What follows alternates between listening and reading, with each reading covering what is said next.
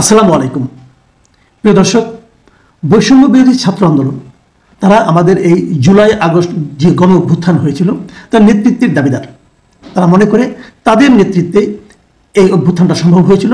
শেখ হাসিনা দেশ থেকে চলে যেতে বাধ্য হয়েছিলেন, হাসিনা সরকারের পতন হয়েছিল। তো এমন যে একটা সংগঠন যারা পরে একটা সাংগঠনিক রূপও তারা নিয়েছে, সংগঠন করেছে, কমিটি করেছে, আহ্বায়ক হয়েছে, অনেক কিছু হয়েছে।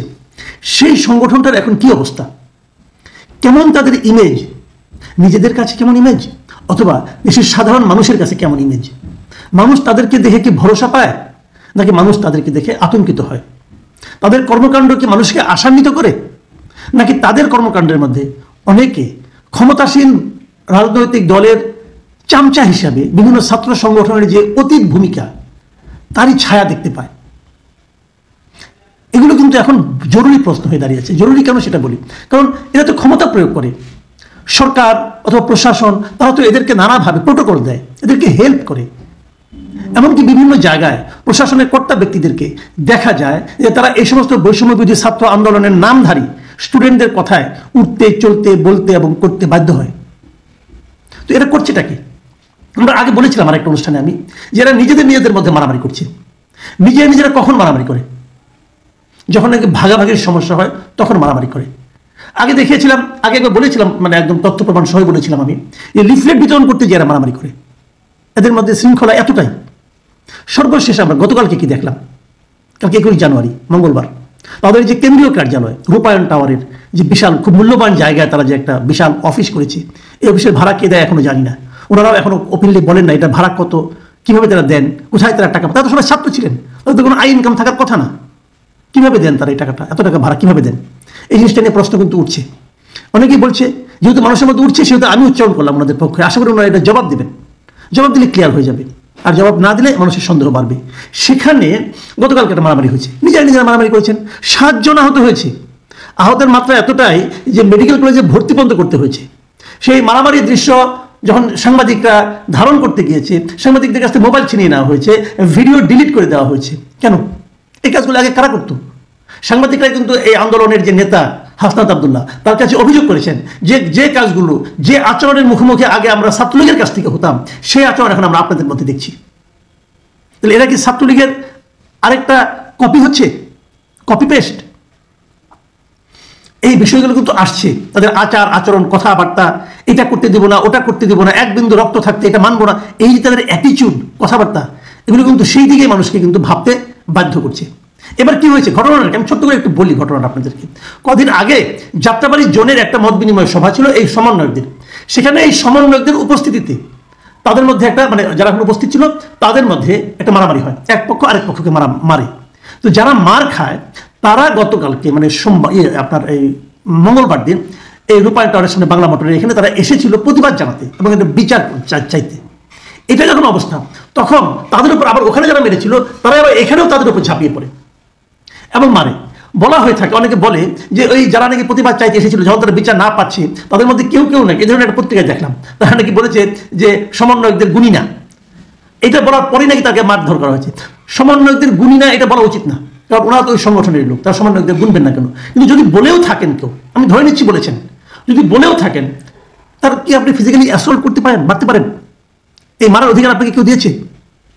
এই ধরনের অজুহাত তাকে ছাত্রলীগ দিত, যে তার নেত্রীকে নিয়ে খারাপ কথা বলে যত ধরে মারবো আমি। আপনি যেই হন না কেন, আপনি সমন্বয়ক হন অথবা মহাসমন্বয়ক হন, আরেকজন ব্যক্তির গায়ে হাত তোলার অধিকার আপনাকে কে দিল? না নাকি সমন্বয়ক হলে 7 খুন মাপ? আমরা কোন দেশে আছি? আমরা কি কখনো এই সমস্ত মানে সংগঠনের নামধারী মাস্তানদের হাত থেকে মুক্ত হতে পারবো না? কোলাপসিবল গেট আটকে মারা হয়েছে, কেন হচ্ছেটা কি? আসলে কেন হয় এটা একবার ভেবেছেন? একটা ছাত্র সংগঠন এরা, এদের এখানে ঢোকা, কমিটির মধ্যে যাওয়া, নিজেরা মারামারি করা, কেন? কারণ একটাই, যে ওই একটা পদ, ওই পদে আমাকে যেতে হবে, অথবা ক্ষমতার ওই জায়গায় আমাকে বসতে হবে। আমি যদি সমন্বয়ক হই তাহলে আমার কিছু আয় ইনকাম হবে। নাহলে কি ওখানে কি মধু আছে ভাই? নিশ্চয়ই কোনো মধু আছে। যেখানে মধু আছে সেখানে তো মৌমাছি যে ভিড় করবে, যেখানে মৌমাছি ভিড় করবে সেখানে তো ভন ভন আওয়াজ হবে। এটাই দুনিয়ার নিয়ম।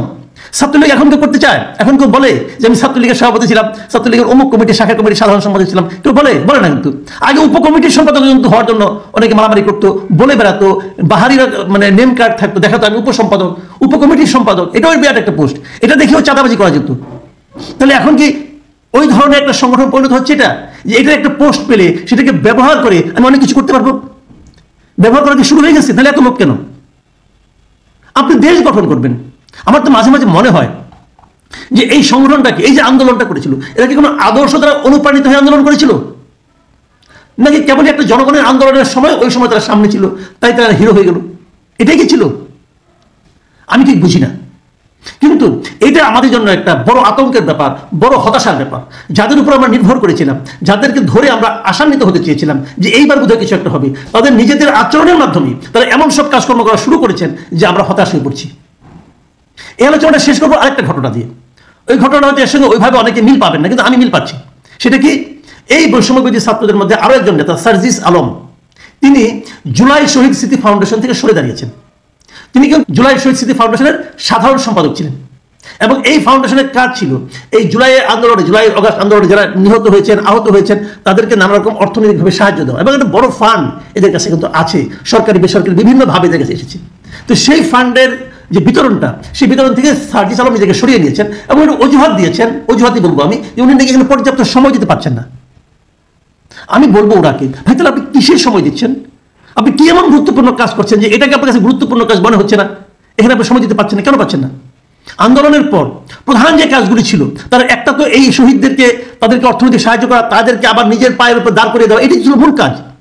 সেই কাজে আপনি সময় দিতে পারছেন না, তাহলে আপনি কি মহাকাজ দিয়ে ব্যস্ত হয়ে পড়ছেন? ভাই একটু বুঝান তো আমাদেরকে, কি এমন কাজ আপনার আছে যে এটাও আপনি গুরুত্ব দিচ্ছেন না? যাদের কাছে এই আন্দোলনের এই কাজে সময় দেওয়ার মতো সময় নাই, তাদের আন্তরিকতা, এই আন্দোলনের প্রতি আদর্শিক যে আন্তরিকতা, সেটা নিয়ে কিন্তু আমি সন্দেহ প্রকাশ করব।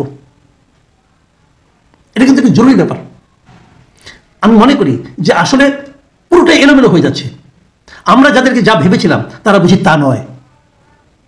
এর চেয়ে দুঃখের আর কি থাকতে পারে? প্রিয় দর্শক, এখন এ পর্যন্তই। আল্লাহ হাফিজ।